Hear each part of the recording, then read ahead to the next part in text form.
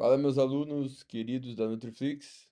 Mais uma aula aqui fantástica para vocês e muito diferenciada. Esse tipo de conteúdo aqui só existe na Nutriflix, né? Você tem os melhores professores do Brasil, a melhor plataforma, talvez a melhor plataforma de ensino em nutrição e metabolismo do mundo. Eu acredito nisso, tá? Então, bom, pessoal, eu vou falar sobre proteínas no emagrecimento, né? Eu já falei aqui na plataforma sobre proteínas de hipertrofia, uma aula mais antiga, falei sobre proteínas e longevidade, enfim, tem bastante conteúdo aqui, inclusive tem uma aula desse ano sobre ciclagem de proteína, desse ano, 2025. Imperdível essa aula. Se você não assistiu, assista, tá? Tem na versão premium. E mais hoje eu vou focar em falar sobre proteína no emagrecimento, inclusive numa visão mais atualizada possível. Vocês vão ver aqui que eu vou trazer estudos novos, inclusive estudo desse ano, estudos recentes, que mudaram também a forma que eu vejo a manipulação de proteína no emagrecimento em alguns aspectos, estrategicamente, né? Então, eu vou, obviamente, falar da base, do que eu sempre utilizei na prática e vou também trazer para vocês aqui hoje como eu vejo isso com base nas novas evidências sobre proteínas. Então, é uma forma também de vocês refinarem a prática clínica de vocês, né? Bom, eu vou começar falando sobre as dietas hiperproteicas no emagrecimento, que essa sempre foi uma visão bem estabelecida, né? Vou explicar isso. Vou falar sobre o efeito da proteína na composição corporal, principalmente no contexto de déficit energético. E, obviamente, eu vou discutir sobre se aumentar sempre a proteína é a melhor opção no emagrecimento. E eu vou falar sobre os efeitos metabólicos de uma dieta low protein e o que que é uma dieta low protein. Quem me acompanha na rede social, quem leu meus últimos materiais, obviamente está bem ciente do que eu vou falar aqui. E eu vou falar sobre ciclo de proteína novamente. Então, para quem não viu a aula sobre ciclo de proteína, aqui eu vou falar um pouco, né? Nessa outra aula lá vai estar bem detalhado. E eu vou falar sobre novas estratégias, como eu hoje penso a abordagem sobre o uso da proteína no emagrecimento. Então, aqui, obviamente, eu acho que é o auge da aula, o finalzinho ali, onde eu vou pegar tudo que a gente discutiu aqui e vou mostrar como eu penso, né, em trabalhar a proteína no emagrecimento, como eu manipulo. Bom, então, obviamente, vamos começar com aquilo que é o mais consolidado. Imagino que muitos de vocês que estejam assistindo já tenham essa visão, né? Até por outras aulas da plataforma. Mas, enfim, eu preciso falar sobre isso, obviamente, né? Bom, pessoal, é, uma das principais, talvez aí, quando a gente pensa em emagrecimento, uma das principais estratégias que se pensa é o aumento da proteína no emagrecimento, né? Então você monta a dieta, calcula a dieta, estima o gasto calórico do paciente e aí você, né, depois de estimar o gasto, você estipula um déficit calórico, né? Inclusive nós temos aula aqui sobre dieta para emagrecimento no Nutriflix. E aí você vai lá e vai escolher os macronutrientes. E normalmente já vem na cabeça vou colocar uma proteína mais alta ali. E quando a gente fala de dieta hiperproteica aqui, a gente está considerando como base a RDA, que é a quantidade de proteína que o nosso corpo precisa, que é 0,8 grama por quilo por dia de proteína. Essa quantidade ela é relativamente baixa, né? Boa parte das pessoas, e talvez a maioria de vocês que estejam me assistindo, provavelmente consome uma quantidade maior do que a RDA. E pensando em emagrecimento, quando a gente fala de uma dieta hiperproteica, e quando se fala nos estudos, normalmente já se pensa acima da RDA. Dieta hiperproteica é acima da RDA, não necessariamente 2 gramas por quilo, mas 1,5 grama por quilo é uma dieta hiperproteica, 1,2 grama por quilo é uma dieta hiperproteica, né? E a ideia de subir a proteína no emagrecimento é que a proteína ela tem alguns efeitos interessantes na saciedade. A proteína ela é o macronutriente que dá mais saciedade, em média, comparado aos outros. Mas essa é uma visão simplista também, porque depende do alimento que você está comparando, né? Então, por exemplo, se você pegar vegetais, né? Se você pegar leguminosas, são alimentos que têm características de ter proteína e fibra, e às vezes ou mais fibra, e esses alimentos ajudam bastante na saciedade. Então, não necessariamente um alimento com mais proteína vai dar mais saciedade que um outro alimento com menos proteína. Depende do alimento. E também não é verdade que quanto mais proteína, mais saciedade você vai ter. Mas a gente sabe então que subir a proteína acima da RDA até certo ponto vai ter um efeito sacetogênico. E esse efeito parece ser explicado parcialmente por um estímulo da proteína em alguns hormônios ali no trato gastrointestinal.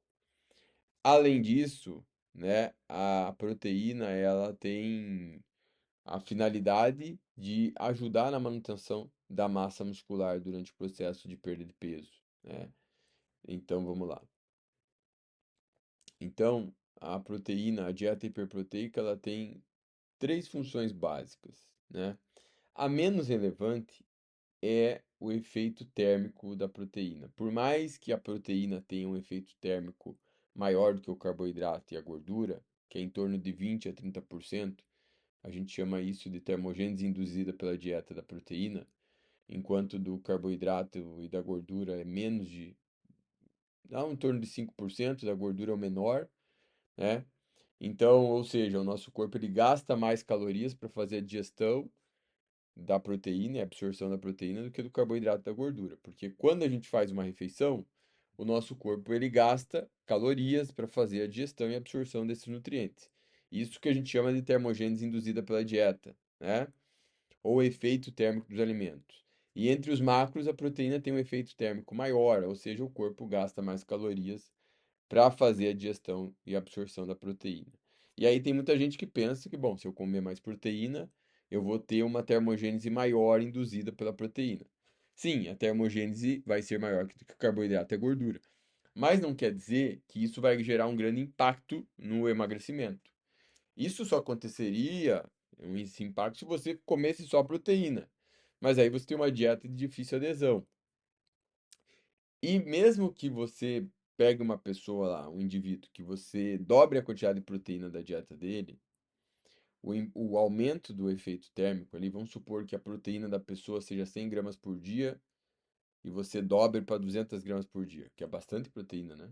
Certo? Se for, enfim, pode ser mais de 2,5 gramas por quilo, dependendo do peso do indivíduo. Esse aumento do metabolismo ali, do gasto energético por essa subida da proteína, supondo que você baixou outro macro no lugar, né? Seria um efeito de mais ou menos 100, 120 calorias, enfim. Então, não é algo tão grande, né? É um efeito de aumento no gasto calórico de 100 calorias. Perto de um termogênico potente, né? É um efeito pequeno, né? Não é tão pequeno, mas é aquilo, né, pessoal? Perto do que você está fazendo, considerando que a pessoa está dobrando a proteína, não é grande coisa. Tá? Então, essa ideia de aumentar a proteína para aumentar o efeito térmico não é muito interessante. Então, a vantagem da proteína é aumentar, ajudar na saciedade e a proteína pode ajudar a proteger a massa muscular. Tá? Esse efeito de proteção da massa muscular da proteína depende também do exercício, embora tem estudos que mostram que mesmo que a pessoa não faça exercício, esse aumento da proteína pode ajudar um pouquinho na preservação da massa muscular no déficit calórico. É? Então, eu vou mostrar para vocês um estudo bem interessante aqui, né, comparando uma proteína mais alta e uma proteína moderada, e aí é o próximo passo aqui. Efeitos da proteína na composição corporal. Tá? Peguei um estudo muito legal aqui, ó. Esse estudo aqui, do American Journal, 2016, de Longland. O Stuart Phillips participou aqui. E nesse estudo aqui, pessoal, eles pegaram então homens jovens com sobrepeso, obesidade, E eles testaram uma dieta com uma proteína bem alta, 2,4 gramas por quilo, para homens com sobrepeso e obesidade. Isso é bastante proteína. Normalmente a gente usa isso em bodybuilder natural, né? E também testaram uma dieta hiperproteica, mas com 1,2 gramas por quilo. É, tá certo? E então, o déficit calórico foi um déficit calórico expressivo, foi um déficit calórico relativamente agressivo, foi quase, não chegou a cortar 50% das calorias, mas houve uma redução de 40% na ingestão de calorias nesse indivíduo. E aí é interessante porque, além deles estarem com uma dieta hiperproteica, eles treinaram musculação e treinamento intervalado de alta intensidade, né? Inclusive, eu acho essa uma excelente combinação para ter resultados mais rápidos. Muitas pessoas às vezes querem fazer uma dieta para perda de gordura só fazendo musculação, e você combinar com um exercício aeróbio de alta intensidade, é ótimo. Inclusive, pessoal, esse estudo durou só 28 dias e o resultado foi muito legal porque esses indivíduos com essa proteína mais alta, eles conseguiram aumentar a massa livre de gordura deles, a massa magra. Isso significa que se houve um aumento da massa livre de gordura em déficit calórico, houve um aumento da massa muscular. Por quê? Porque normalmente no emagrecimento a massa livre de gordura ela vai cair, né? Ainda mais num déficit calórico como esse aqui. Então é normal você ver na avaliação uma redução da massa livre de gordura. E aqui houve um aumento nessa combinação, então, dieta hiperproteica, treinamento resistido e treinamento intervalado de alta intensidade, 28 dias apenas, né? Então, além disso, aqui eles viram que nessa dieta com menos proteína aqui, também é hiperproteica, mas é metade da outra, também houve uma preservação da massa livre de gordura. Então, veja que essa proteína aqui também já ajudou a preservar. É claro, é, o fator mais importante para proteger a massa muscular durante o déficit calórico é o exercício, principalmente o treinamento resistido, a musculação. Mas até o aeróbio ajuda nisso, né? E a proteína tem um efeito sinérgico junto com o exercício, né? Inclusive aqui a gente viu que os caras ganharam massa magra com a proteína ali mais alta. Isso mostra que uma proteína dessa magnitude aqui pode ter um efeito interessante para a recomposição corporal, ou seja, hipertrofia em déficit calórico, né? Então é possível. Então, quando você vai trabalhar um paciente com sobrepeso que treina, quais são as sugestões aqui estratégicas? Uma dieta hipocalórica. Eu gosto de trabalhar nessa faixa de 500 a 1000 calorias. Se o indivíduo for muito obeso, dá para utilizar déficits maiores, tá? Tranquilamente. Lembrando que a prioridade na pessoa com sobrepeso e obesidade é perder gordura. Mas é claro que se ganhar massa muscular junto é ótimo. E lembre, tá, pessoal? O indivíduo ele pode perder massa magra e não quer dizer que ele perdeu músculo, porque é normal você ter perda de glicogênio e água no início do processo. E isso é massa magra, né? Tá? Então, cuidado às vezes como vocês vão interpretar a avaliação de composição corporal. Sugestão, né, para iniciantes é treino de musculação 3 vezes na semana. Indivíduos avançados, obviamente, podem treinar um volume maior. A dieta hiperproteica, então, interessante trabalhar numa faixa aqui, de 2 a 3, mas assim, 3 gramas por quilo é muito. Essa quantidade aqui dificilmente eu usaria, só usaria em indivíduos naturais, fisiculturistas com percentual de gordura baixo, ou seja, reta final de preparação. Porque quando o percentual de gordura está mais baixo, que você tem um risco maior de perder músculo, então essa proteína perto de 3 faria sentido. Eu, por muitos anos, trabalhei perto de 2,5. Hoje eu tenho uma tendência a trabalhar mais perto de 2, mas tudo vai depender do percentual de gordura do paciente, né? Tá? Então, essa quantidade aqui é interessante para recomposição corporal, considerando o indivíduo que treina, certo? Aqui nós devemos considerar o nível de treinamento e o percentual de gordura. Menos treinado é mais fácil ganhar massa muscular, porque quanto menos músculo você tem, mais fácil adicionar músculo. né? E mais gordura também, o indivíduo é mais fácil, você pode ser mais ousado no déficit calórico, né? Então, quando a pessoa tem obesidade, você pode sim puxar mais o déficit calórico, tá? E uma sugestão também que eu dou é exercício aeróbio pelo menos 3 vezes a semana.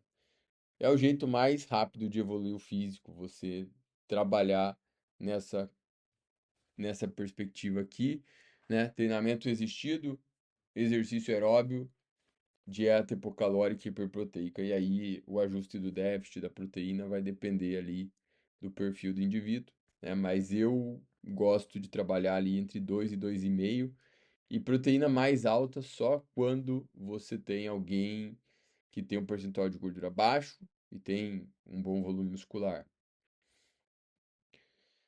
tá? Lembrando aqui, pessoal, em hormonizados, eu também trabalhava em torno de 2 a 2,5 por muitos anos, ou até 3, mas assim, hoje, porque a galera que usa hormônio muitas vezes tem uma cultura de usar mais proteína, e é difícil, né? A gente sempre tem que pensar no aspecto da adesão também. Eu muitas vezes trabalhava com atleta que vinha de usar 4 gramas por quilo de proteína, então não dava para baixar para 2 gramas por quilo de uma vez, tinha que fazer gradual, tá? Inclusive tem aula de pré-conteste aqui na Nutriflix também comigo. Então, pessoal, como eu disse, o paciente eutrófico, essa faixa de proteína aqui é interessante, né? Entre 2 e 2,5, normalmente para começar. Quando a gente fala assim, ah, Dudu, e se o cara for falso magro eu colocaria aqui como um eutrófico, com percentual alto. Você pode utilizar ali 2, 2,2, 2,3, até 2,5, né? É, a ideia aqui, ó, quanto menor o percentual de gordura, maior a recomendação de proteína, tá certo?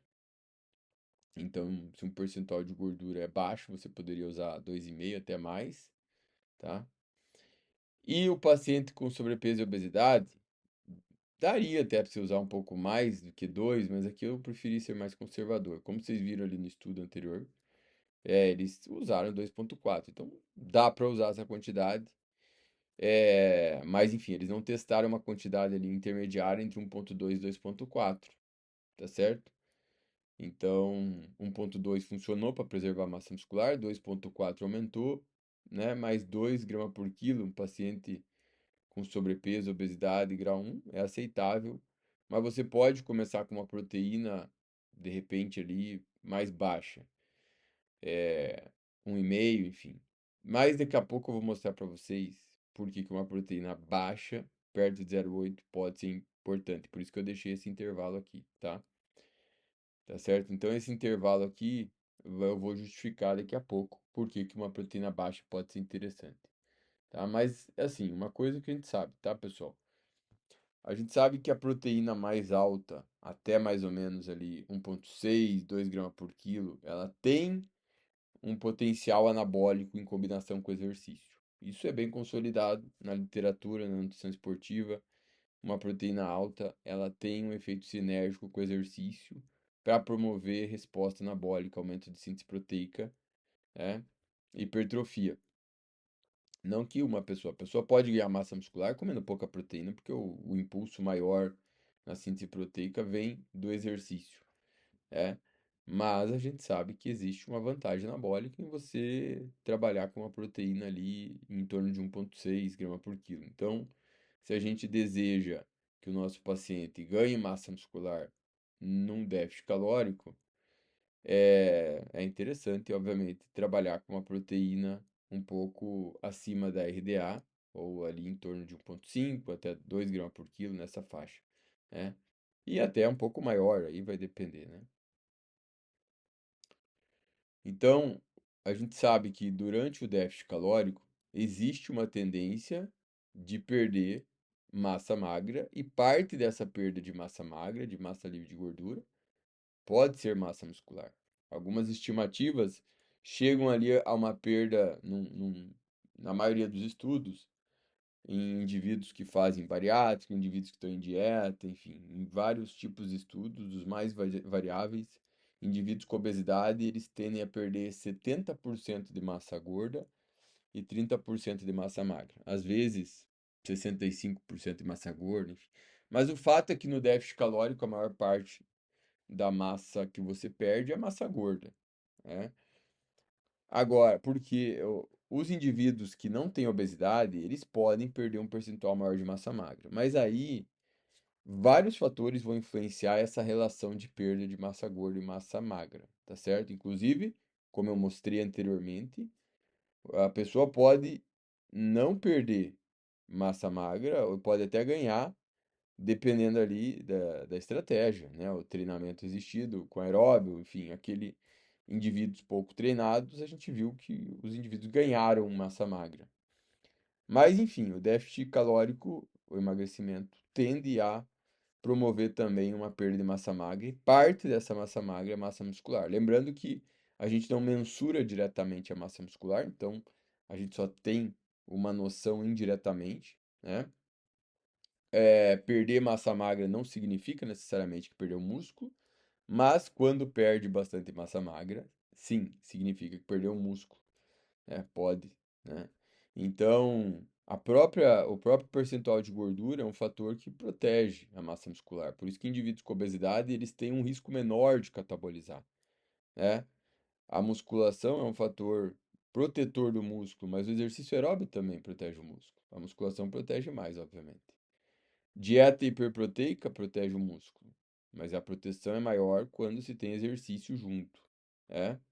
Então, em pessoas com obesidade, eu não preciso me preocupar necessariamente com uma proteína muito alta, porque elas têm um risco menor de perder músculo, se a gente for pensar só no contexto de proteger o músculo, né? O déficit calórico agressivo, ele é um fator que vai favorecer a perda de músculo. Então, quando você tem um paciente que perdeu bastante massa magra, isso é um indicativo que ele perdeu massa muscular também, né? E aí você pode avaliar a circunferência de braço e coxa, enfim. Só que em pessoas que têm um percentual alto, isso gera confusão, porque se a pessoa tem bastante gordura distribuída no braço e coxa, essa circunferência diminui e não quer dizer que perdeu músculo, né? Eh, mas enfim, né? Uma pessoa, a gente sempre tem que olhar também a relação massa gorda-massa magra. Uma pessoa que está no processo de emagrecimento, se ela treinar, e cuidar bem da dieta, a composição corporal dela melhora, mesmo que ela perca massa magra. Por quê? Porque ela vai perder muito mais massa gorda, tá certo?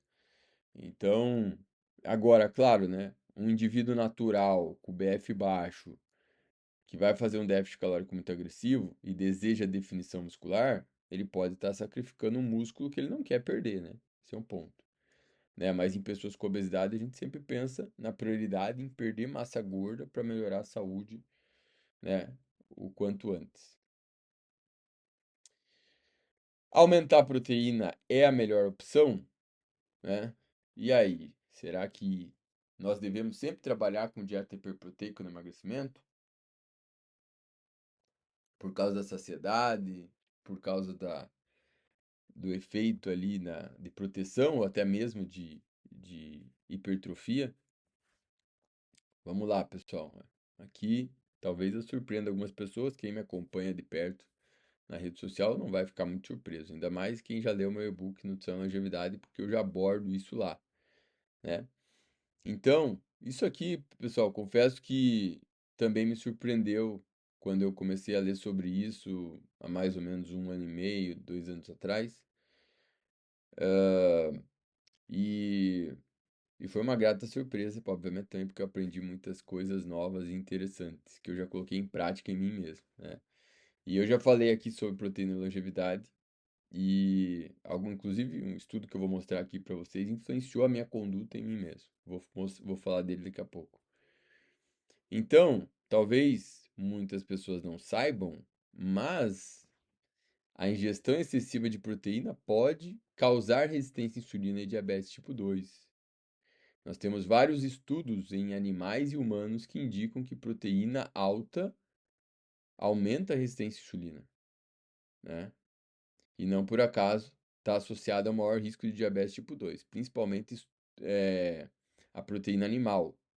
E existem alguns mecanismos para isso. Esses mecanismos estão ligados, por exemplo, à ativação da via mTOR, a presença dos aminoácidos essenciais e também esse hormônio aqui, o FGF21, que eu já falei dele em outras aulas, que chama fator de crescimento de fibroblastos 21.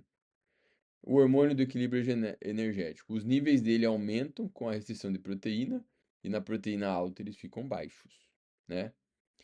Esse hormônio aqui é um regulador importante dos efeitos da restrição proteica e ele melhora a sensibilidade à insulina e o gasto energético. Então isso quer dizer que quando você tem uma restrição proteica, esse hormônio vai aumentar.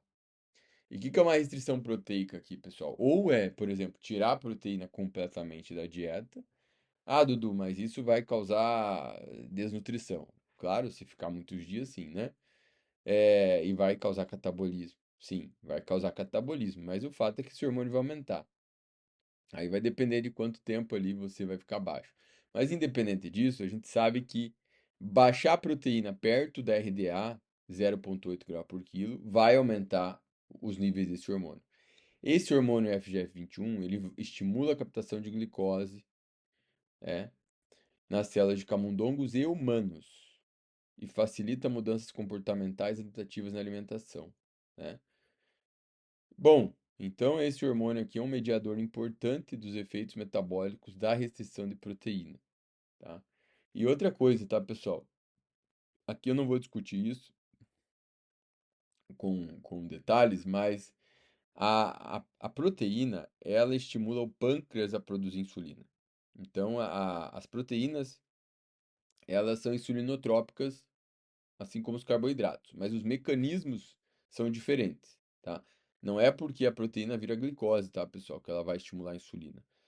São os próprios aminoácidos, alguns aminoácidos essenciais, inclusive a leucina, e também porque a proteína ali no trato digestório, ali no intestino, ela estimula os hormônios incretínicos, né, como o GLP-1 e o GIP, e esses hormônios, eles estimulam a secreção de insulina pelo pâncreas. Então, as proteínas, elas estimulam a secreção de insulina. Inclusive, se você pegar a mesma porção, é, a mesma, a mesma quantidade calórica de pão branco, que é um poderoso secretor de insulina, o pão porque ele é rico em amido, e o whey pode estimular mais a insulina do que o pão branco, que é rico em carboidrato. E o mecanismo é diferente, tá?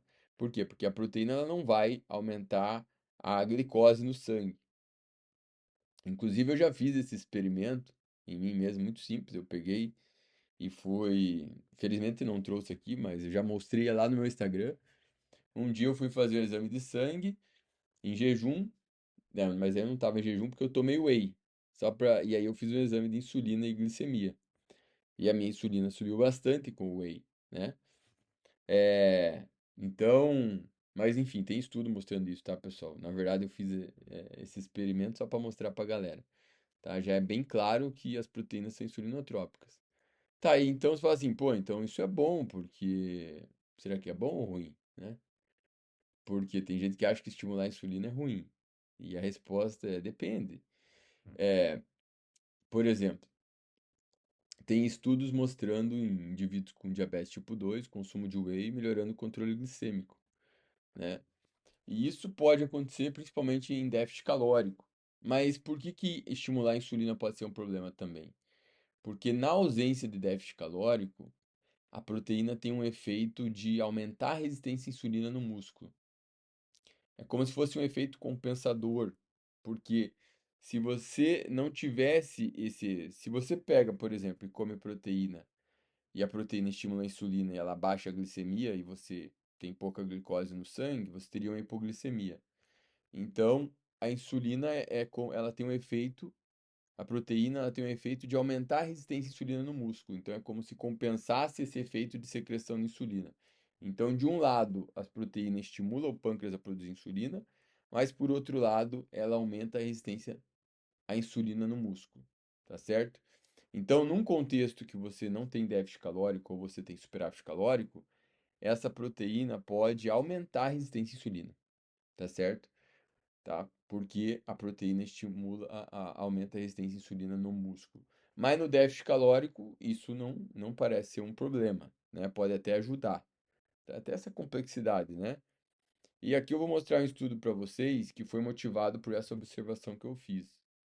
Um estudo de 2016, publicado na Cell, uma revista boa, Cell Reports, né?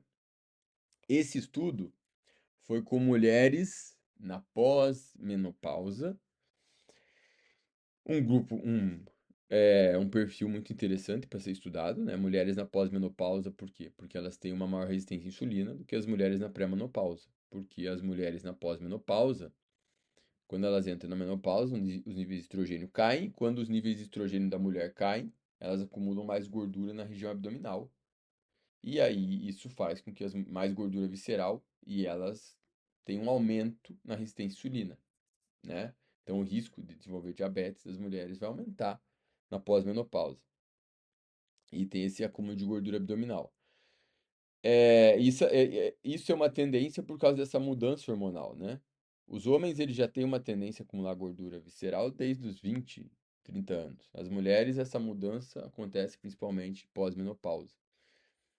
E aí, esses autores, esses pesquisadores, eles foram motivados por estudos prévios, já sabendo que a proteína pode aumentar a resistência à insulina, e eles fizeram então o experimento de testar mulheres, os dois grupos de mulheres, um com proteína alta, essa proteína alta não é tão alta, tem muita gente que usa muito mais que isso, 1,2 gramas por quilo era a proteína alta, dentro estava 1,2 a 1,3. E um grupo com proteína baixa, 0,8. E os dois grupos de mulheres perderam peso, 10% do peso, tá aqui, ó, tá? Então os dois grupos perderam peso. Bom, o que acontece quando as pessoas perdem peso e gordura? A sensibilidade à insulina tende a melhorar, certo? E aqui, pessoal, eles usaram um método mais avançado para avaliar a sensibilidade à insulina, que é o clamp ou glicêmico insulinêmico, para medir a sensibilidade à insulina no músculo. Então, eles não usaram o índice Roma, que a gente consegue ver na prática clínica ali, e tem suas limitações. Eles usaram um método melhor. E eles observaram que no grupo com a proteína alta não houve uma melhora na sensibilidade à insulina que teve no grupo com a proteína baixa, tá? E uma das explicações é menor estresse oxidativo, né? Melhor estrutura celular com a proteína mais baixa. Então, as mulheres que perderam peso comendo menos proteína tiveram uma melhora da sensibilidade à insulina. E o grupo com a proteína mais alta, 1,2, não teve essa melhora. Todos os dois grupos perderam 10% do peso. Então, se elas pesavam 80 quilos, né? Cada mulher ali tinha que perder 8 quilos. Se uma mulher pesasse 70 quilos, seria 7 quilos. Então, houve a mesma perda de peso nos grupos. O que diferenciou foi a quantidade de proteína, tá? E claro, as mulheres que baixaram a proteína, elas estavam comendo em lugar da proteína mais carboidrato, né, se não me engano, tá? Muito interessante isso, né? Isso aqui já mostra, foi um estudo bem conduzido, né? É, e também quando eu vi esse estudo aqui me pegou de surpresa, mas aí eu comecei a entender, né, a fisiologia por trás e realmente faz sentido, né? Dudu, mas nós temos mais estudos? Detalhe importante, aqui ninguém treinava, tá certo? E o grupo com a proteína alta segurou um pouco mais de massa magra. Isso é um ponto importante também, mas não foi uma diferença grande. Elas seguraram 700 gramas de peso. Não é, é alguma coisa, né? Obviamente. Mas não teve treino. Talvez se o grupo com a proteína baixa estivesse treinando, não teria essa diferença, ou talvez teria, porque o grupo com a proteína alta poderia ganhar um pouco de massa muscular. Depende, né? Não sei. Mas enfim, pessoal. Ainda assim, a melhora metabólica é mais interessante quando você tem resistência à insulina. A não ser que você estivesse trabalhando com pessoas com pouca massa muscular, com sarcopenia. Daí, claro que não dá pra. Aí a proteína tem que ser mais alta, né? Mas enfim, não era o caso aqui. Agora, um estudo com homens com obesidade de 2016 também. Esse estudo aqui, do Luigi Fontana, são uns pesquisadores que eu gosto bastante. O Luigi Fontana, o Dudley Lamin. E esse estudo aqui, eles fizeram um estudo em humano e um estudo em camundongo. Nos estudos em camundongos, eles testaram a restrição de todos os aminoácidos e a restrição de BCA. Por quê?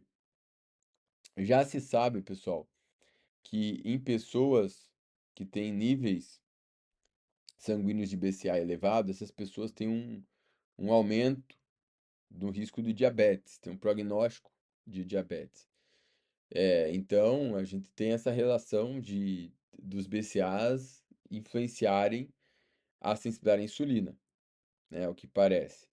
Então, eles testaram aqui a restrição de BCA e eles viram redução da massa gorda nos ratos e também viram melhora do controle glicêmico, tanto que a restrição dos aminoácidos essenciais como a restrição apenas dos BCAAs.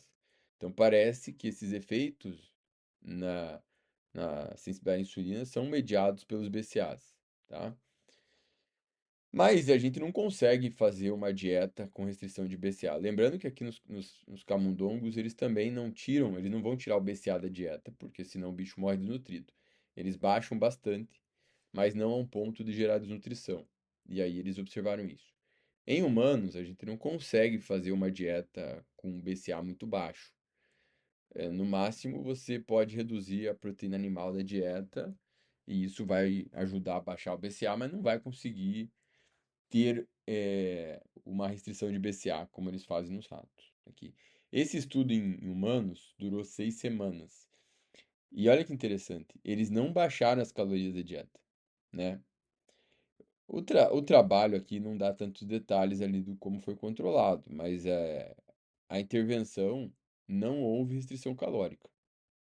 Apenas houve redução da proteína para 7 a 9% das calorias, né? Então, essa dieta restrita em proteína melhorou, né? Reduziu a massa gorda, reduziu o peso em 2,6 kg, uma boa parte é massa gorda, mas teve perda de massa magra também. Aqui também não teve treino. Os níveis do hormônio FGF21 aumentaram e houve uma melhor, uma redução da glicemia, uma melhor controle glicêmico aqui, tá?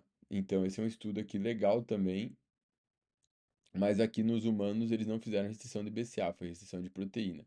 Então eles tiraram os caras lá de 18% de caloria de proteína que eles tinham na dieta, que dava equivalente, sei lá, 1,5, 1,6, que era o normal do que eles comiam, e baixaram essa proteína lá para 0,8, 0,9 grama por quilo, e houve essa redução da massa gorda e melhora glicêmica. Aí você pode falar assim, mas Dudu, como que eles perderam massa gorda se você disse que não teve restrição calórica? Bom, aí a única explicação é que o gasto energético pode ter aumentado. Mas eles não mediram o gasto energético aqui porque, enfim, não é para medir o gasto energético de uma forma precisa, você tem que usar um método sofisticado que normalmente, na maioria dos estudos, eles não têm acesso, que é o método da água duplamente marcada, tá? Então, eles viram esses efeitos em 6 semanas, tá? Isso é legal porque, né? Foi apenas uma redução da proteína e houve esses efeitos metabólicos, o que é, obviamente, ótimo em indivíduos com sobrepeso e obesidade, né? Apenas a redução da proteína. Bom, é um estudo, né, pessoal? Será que nós temos mais? E olha que grata surpresa, um estudo da USP do Brasil. Esse estudo aqui, ó, apesar que ele foi publicado numa revista aí questionável, a Nutrients, mas é um grupo do Brasil e o estudo eu li. Parece um estudo bom, né, bem conduzido, apesar de ser um estudo pequeno também, né, tem essa limitação. Foi um estudo aí com 21 indivíduos apenas. 11, metade deles fez restrição calórica, em torno ali de 1.420 calorias por dia. Então eram pessoas com diagnóstico de síndrome metabólica. Foi da USP de Ribeirão Preto, né? E o outro grupo fez restrição proteica, mantendo as calorias da dieta. Então, eles comeram mais ou menos 2.000 calorias e o grupo de restrição calórica comeu 1.420. Bom, é claro que o grupo de restrição calórica vai perder gordura, vai ter várias melhoras metabólicas, certo? E no grupo de restrição proteica também teve redução da massa gorda semelhante, se não me engano, ao grupo de gestão calórica. Durou apenas 27 dias esse estudo, né? Então houve redução de massa gorda nos dois, redução da pressão arterial, redução na glicemia, melhora no perfil lipídico, nos dois grupos, tá, pessoal? Então a restrição proteica trouxe uma melhora metabólica robusta, inclusive aqui, ó, mais surpreendentemente, tanto a restrição calórica quanto a restrição proteica melhoraram a sensibilidade à insulina, em 62,3% para a restrição calórica e 93,2% para a restrição proteica, né? Não houve, a diversidade do microbioma fecal não foi afetada pelas intervenções. Então, muito legal isso, né? Você vê que uma intervenção focada na proteína melhorou, reduziu a massa gorda, reduziu a pressão arterial e melhorou a sensibilidade à insulina em pessoas com síndrome metabólica. Esqueci de dizer para vocês, um dos estudos que me motivou a baixar a proteína no ano passado foi aquele estudo anterior que eu mostrei para vocês ali do uso dos homens, né? E o outro lá das mulheres também, obviamente. Foi um dos estudos, obviamente. Não foi só por aquele estudo que eu resolvi baixar a proteína, foi por causa de outras evidências também que me motivaram. Enfim, na verdade, a motivação para eu baixar a proteína, eu era um cara que comia proteína acima de 2 gramas por quilo por muitos anos, né? Pela minha vivência no bodybuilding. Eu sempre mantinha a proteína alta, 2, 2,5. E isso, inclusive, dá para ver nos meus exames de ureia. E eu resolvi baixar a proteína. Hoje eu procuro comer perto de 1 grama por quilo. Faço um esforço, tem dia que eu como mais, mas enfim, eu tento manter 1 grama por quilo. E foi a primeira estratégia para a longevidade que eu comecei a fazer o ano passado. E eu vi minha massa gorda reduzir, né? Agora, não fiz nenhum controle calórico rigoroso. Eu foquei em reduzir a proteína, como esses estudos. E eu gostei do que eu vi no resultado estético do meu físico, né?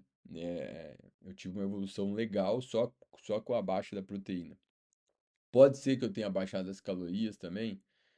Não sei, pessoal, né? Mas eu realmente não senti fome. Foi uma redução muito legal, uma evolução muito legal, focando principalmente na proteína.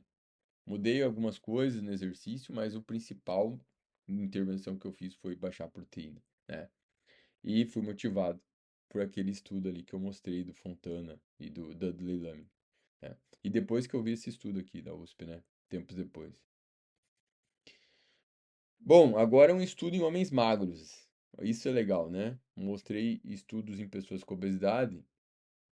Agora um estudo em homens magros desse ano, 2025, março de 2025. Eu fiquei muito feliz quando saiu esse estudo aqui, ó, porque ele saiu numa revista muito boa, Nature Metabolism, né? E esse estudo, pessoal, tava esperando ele, tava ansioso por esse estudo. Eles fizeram o quê? Eles pegaram os homens magros, baixaram a proteína deles para 9% das calorias. Quanto que eles estavam consumindo? Eles estavam consumindo em torno de 18%, 16%, não lembro, algo assim. Isso, 9% das calorias, deixava a proteína deles em torno de 0,9 grama por quilo. Então, próximo da RDA de proteína, 0,8, que é a quantidade ali que o corpo precisa, né? E eles fizeram isso em 5 semanas. E olha que loucura. Eles baixaram a proteína dos caras e eles queriam saber se o gasto energético ia aumentar, né? E aumentava. E eles observaram que para o peso dos caras não cair nessas 5 semanas, eles tinham que aumentar em torno de 500 a 600 calorias, que é mais ou menos 20% das calorias deles. Então, ao baixar a proteína da dieta, eles trocavam por carboidrato ou gordura. Fizeram os dois testes. E com a troca por carboidrato, curiosamente, a sensibilidade à insulina aumentou. Isso aqui você nunca vai ver um blogueiro low carb falar, até porque eles, enfim, ignoram isso. E, ou seja, né? Além deles, quando eles baixavam a proteína, eles colocavam carbo e gordura no lugar, mas isso não era suficiente. Eles tinham que subir as calorias, porque senão o peso dos caras caía. Então, para manter o peso estável, eles tinham que comer 20% a mais de calorias. Isso mostra que essa restrição de proteína, ou seja, essa redução de uma proteína alta para uma proteína baixa aumenta o gasto energético. É um efeito de termogênico, né? Potente, por sinal, né? Isso é muito legal, por quê? Porque a gente pode usar isso na prática clínica, tá certo? E aqui é mais legal ainda porque foi um estudo em homens magros. E eles viram que esse efeito, né, quando fazia essa redução de proteína, o FGF21, esse hormônio aumentava. Como eu falei, esse é um hormônio que aumenta com a restrição de proteína. E eles viram nos estudos em camundongos a explicação mecanística, né, por que o gasto energético aumenta, é que esse hormônio aqui ele atua no tecido adiposo e aumenta o gasto energético no tecido adiposo, né? Tá certo? Então, esse efeito é mediado, parece ser mediado por esse hormônio mesmo, porque a gente já sabe que nos animais ele também melhora a sensibilidade à insulina. Inclusive na troca quando eles baixavam a proteína e trocavam por carboidrato, eles viram que ocorria um aumento, melhora da sensibilidade à insulina também. É muito legal esse estudo. Eu postei na minha rede social mais de uma vez, porque, enfim, achado muito interessante, né? E isso aqui é um dos motivos que também isso pode nos orientar aqui estrategicamente em como manipular a proteína, né? Bom, pessoal, hoje eu não vou falar de longevidade aqui, mas, enfim, eu já falei em outras aulas da Nutriflix que pensando em longevidade, pensando em saúde metabólica, uma proteína mais baixa é mais interessante. Hoje o foco é discutir emagrecimento. Uma proteína mais baixa é interessante, pensando nos achados de estudos epidemiológicos, estudos em modelo animal, indicam que uma proteína mais baixa é melhor para a saúde e longevidade. Tem aula na Nutriflix Premium sobre isso, vale muito a pena conferir e eu falo muito sobre isso na rede social lá e tem meu e-book Nutrição e Longevidade.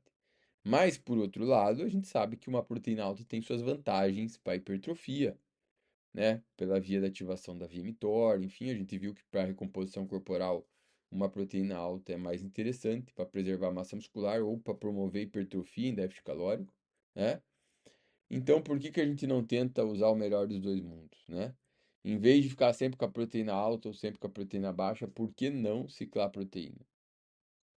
Então, aqui eu não vou entrar em detalhes é, em todas as vias metabólicas, porque eu já disse que baixar a proteína tem efeito de aumentar o gasto energético e pode melhorar a sensibilidade à insulina, e esse efeito é mediado ali pelo FGF21, né? Pode ter mais coisa envolvida também. E a proteína mais baixa diminui a ativação da via mTOR, obviamente isso não é interessante para o anabolismo, mas é interessante porque melhora o equilíbrio de proteína dentro da célula e induz autofagia, enfim, e isso tende a melhorar o funcionamento celular, e isso pode inclusive melhorar a resposta anabólica. Se o indivíduo está muito tempo com a proteína alta, isso pode causar uma dessensibilização na resposta anabólica, porque o estímulo excessivo da via mTOR prejudica a autofagia.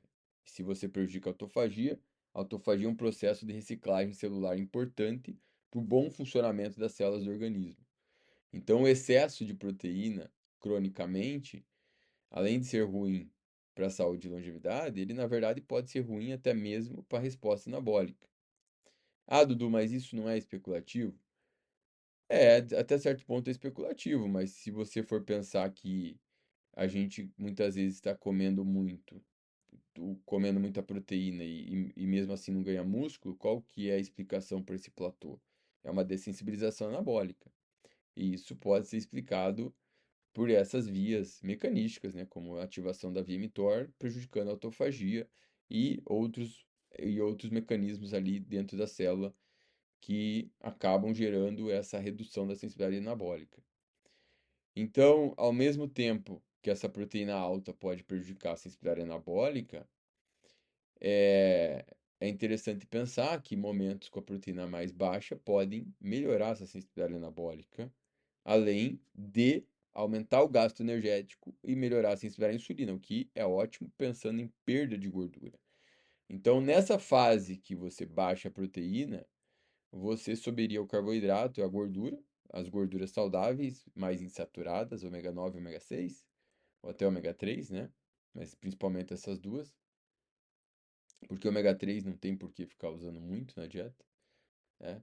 E aqui, o ciclo de proteína, ele te dá o melhor dos mundos, porque você, baixando a proteína, você pode melhorar a sensibilidade anabólica, e quando você subir, você pode ter uma melhor resposta anabólica. Infelizmente, pessoal, não temos estudo com ciclo de proteína e provavelmente não vamos ter tão cedo, né? Seria muito legal que tivessem, né? Então, aqui a ideia de ciclo de proteína ela é baseada numa combinação de diferentes tipos de estudos, né? E em mecanismos fisiológicos, tá certo? Mas, quando alguém contesta a ideia de ciclo de proteína, eu vou falar, tá, mas se você está contestando o ciclo de proteína, você está defendendo o que no lugar? Proteína sempre alta? E qual o embasamento para usar a proteína sempre alta para hipertrofia? Nem para hipertrofia. A gente sabe que subir a proteína é bom para hipertrofia, mas não quer dizer que manter sempre alta seja melhor. Isso é uma extrapolação prática. É aquilo, a gente tem que escolher alguma coisa, né? E eu escolho hoje ciclo de proteína porque eu acho mais interessante. Ou, no meu caso, eu prefiro manter a proteína mais baixa a maior parte do tempo. Aqui é uma sugestão de curto prazo, né? Para quem está pensando em composição corporal. Mas a forma que cicla a proteína, ela é muito aberta, né? Na verdade. Então, uma pessoa que está muito preocupada com saúde e longevidade, e quer hipertrofia também, mas a prioridade é saúde e longevidade, ela pode ficar mais tempo com a proteína baixa e ela ter alguns períodos em que ela sobe a proteína. E aí ela pode mexer nas calorias também, enfim, né? Lembrando, é claro, que se você fizer um déficit calórico agressivo com proteína baixa, isso pode também fazer você perder músculo, embora o fator que mais protege o músculo é o treino, né? Mas, enfim, a gente sabe que a proteína alta ela tem seu efeito protetor na massa muscular maior do que uma proteína baixa, tá? Mas de qualquer forma, por exemplo, um cara como eu, né? O que eu fiz? Eu baixei a proteína, tive bons resultados e eu não ciclei proteína em mim, fiquei com preguiça de subir. Mas várias pessoas que eu conheço estão testando e estão gostando, né? Alguns dias eu já tive com proteína mais alta, eu gostei do efeito na composição corporal, mas eu não fiz um ciclo organizado assim, né? Essa é uma sugestão que eu dou baseado nos estudos, tanto nos estudos de hipertrofia, como nos estudos ali com baixa proteína, que normalmente eles baixam por 5 semanas, 6 semanas, e isso já observa resultados estéticos, perda de gordura, tá? Então, essa sugestão aqui tem seu embasamento até certo ponto, né? Embora não tenha um estudo específico aí sobre ciclagem proteica, tá? Eu detalho mais, tá, pessoal, sobre ciclo de proteína. Na minha aula, eu fiz uma aula da Nutriflix só sobre ciclo de proteína. Só existe na Nutriflix. Por quê? Porque eu fiz basicamente, né? Eu garimpei os estudos, né, sobre proteína para trazer para vocês. Enfim, pela minha curiosidade estudando longevidade, enfim, isso me deu vários insights valiosos aí para trazer para vocês. E o que eu sugiro aqui para finalizar a aula, né? Eu acho que a ideia de ciclar proteína é uma ideia que faz todo sentido, né? Porque na verdade, se você não ciclar proteína, você vai ter que escolher manter sempre alto, né? E manter sempre alto não parece ser interessante, nem para saúde, nem para longevidade, e também nem para hipertrofia, né? Porque a gente vê o benefício de resposta anabólica quando a gente sai da proteína baixa para alta. Os estudos da nutrição esportiva é isso que eles mostram para você. Eles mostram que uma proteína mais alta é vantagem. Mas por quê? Porque você saiu de uma proteína mais baixa. E por isso que você viu vantagem.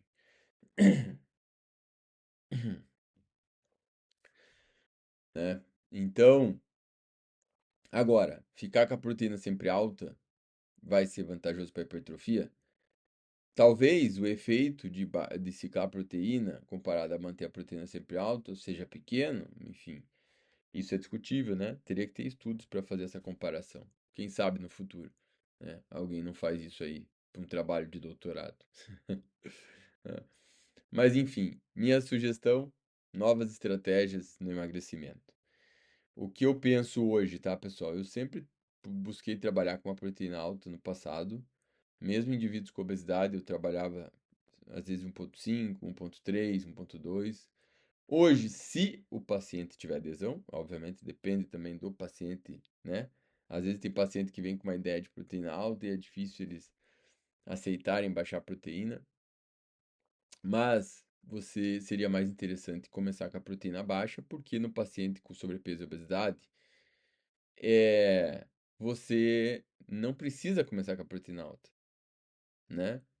Tudo bem, você pode ter uma vantagem de hipertrofia, recomposição corporal, mas você pode ter essa vantagem depois. Num primeiro momento, é interessante num paciente com obesidade melhorar a função metabólica dele. Então a proteína baixa ela te dá essa vantagem, né? Então você começando com a proteína baixa, você tem uma melhora, um aumento no gasto energético. Claro que esse efeito vai acontecer se o paciente está acostumado a uma proteína mais alta. E aí você baixando a proteína dele, você vai ver esse benefício. O problema é que isso, com essa com essa onda que a gente tem hoje de cultura de alta proteína, as pessoas podem estranhar você baixar a proteína. Então você tem que ser bom nos argumentos, né? Assim como você tem vantagem em trabalhar subindo a proteína quando você está com uma pessoa com a proteína baixa, porque você tirando ela da baixa, ela treinando, você tem um potencial anabólico ali subindo a proteína. Mas se esse indivíduo ele está acostumado, como nos estudos ali, a estar com uma proteína mais alta, às vezes 1,4, 1,5 que você baixa, isso é interessante no início do emagrecimento, né? Então vai depender do que a pessoa estava fazendo no fim das contas, né? Tá? Mas pode ser interessante então começar com a proteína baixa. Ah, Dudu, mas a questão da saciedade. Bom, saciedade você pode melhorando a qualidade da dieta do indivíduo. Isso vai ser mais importante do que focar na proteína, até porque no início do emagrecimento a fome não é um problema, né? E estrategicamente, quando a fome se tornar um problema, você vai estar subindo a proteína, né? Então, por isso que eu acho mais interessante até começar com a proteína baixa. Porque quando a fome começar a se tornar problema, você vai subindo a proteína e a pessoa já vai ter perdido peso, já vai ter melhorado a sensibilidade à insulina, e ainda subindo a proteína, você vai ter uma vantagem anabólica em conjunto com o exercício, né? Se a pessoa não treina, você não vai ter essa vantagem anabólica de subir a proteína. Mas, obviamente, você vai convencer o teu paciente a treinar. Nem que seja pelo menos 2 vezes na semana. Agora, quem ainda tem mais vantagem com a dieta low protein é o indivíduo com sobrepeso, pré-diabetes, resistência à insulina, diabetes tipo 2, o indivíduo com síndrome metabólica. Esse é o indivíduo que vai ter mais vantagem, principalmente se essa pessoa tem uma proteína mais alta, né? Tem algumas pessoas às vezes que comentam nos meus posts, eu baixei a proteína de 2,5 para 1,5. Pessoal, não sei se essa redução tem vantagem, tá? Você pode ter benefício em outros aspectos, às vezes função intestinal, tudo. Mas em relação à melhora metabólica, os estudos mostram que pelo menos os estudos que nós temos, eles mostram essa melhora metabólica com a proteína lá perto de 1 grama por quilo, 0,8. Não sei se o cara sair de muito alto para alto ali, 1,5, essa redução já pode ter vantagem porque, enfim, não foi explorado. Pode ser que tenha, por causa da mudança, né? Eu acredito que pode ter, mas a maior vantagem é quando você explora essa faixa ali perto entre 0,8 e 1 grama por quilo, né? Pelos dados que nós temos dos estudos, dos ensaios clínicos.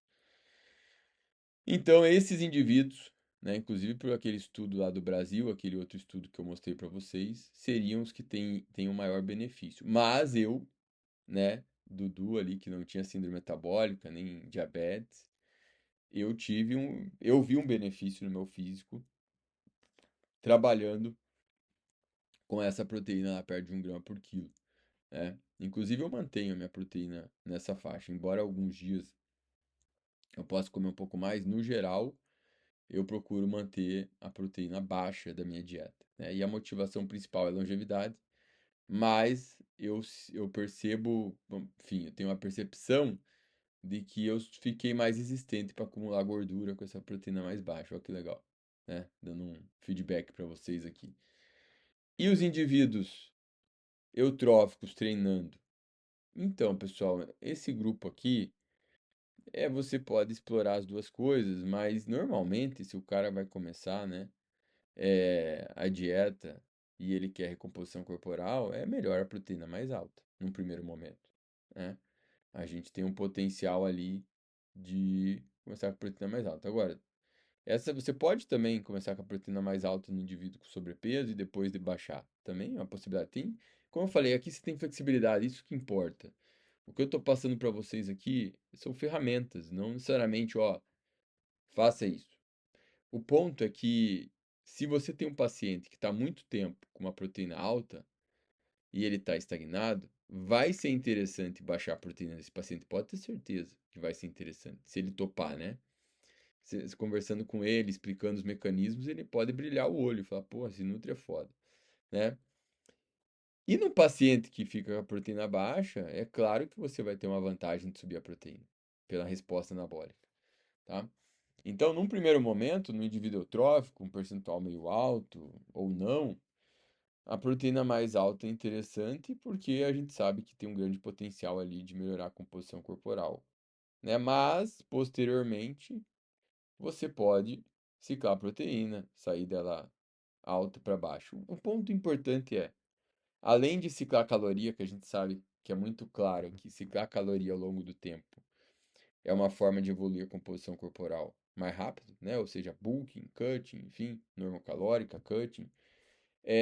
A manipulação da proteína vem como uma estratégia adicional para você otimizar os resultados, tá certo? Eu apliquei em mim, já apliquei em pacientes, tem várias pessoas testando, eu falo nos meus cursos, e é muito legal ver a galera curtindo fazer isso, né? E o mais importante, né, pessoal? Isso aqui não é achismo, né? Embora ali a questão da ciclagem proteica tenha sua especulação, a gente vê nos estudos clínicos que a restrição proteica traz benefícios metabólicos para pessoas com sobrepeso, obesidade e resistência à insulina, e também até indivíduos magros. E a gente já sabe que subir a proteína tem uma melhor resposta anabólica. Então, se a gente junta as peças, a gente entende por que ciclar a proteína faz todo sentido ao longo do tempo, né? Basta a gente combinar os diferentes tipos de estudos, né? Já que os estudos eles são fechados, né? Cada um ali com a sua intervenção, enfim, dada a complexidade que tem se fazer um estudo, né? Imagina que fazer um estudo de ciclagem proteica teria sua complexidade ainda maior, né? Mas enfim, faz todo sentido. Espero que vocês gostem, espero que vocês tenham curtido essa aula. E se você vive com a proteína alta, faça o teste e me relata, quero ter o feedback. Mas baixa bem, hein? Baixa bem, tá certo? Uma coisa que a gente já sabe, né? Que sair da proteína baixa para a proteína alta tem uma vantagem anabólica. Agora eu estou trazendo para vocês aí um outro insight valioso. Que sair de uma proteína mais alta para uma proteína baixa vai ter uma vantagem metabólica, tá? Galera, quero o feedback da aula, hein? Me marquem, postem lá. Se curtirem muito a aula, bom, se não gostar também, não sei porque não gostou, né? Porque, enfim, esse conteúdo aqui é muito valioso. Um abraço, até a próxima.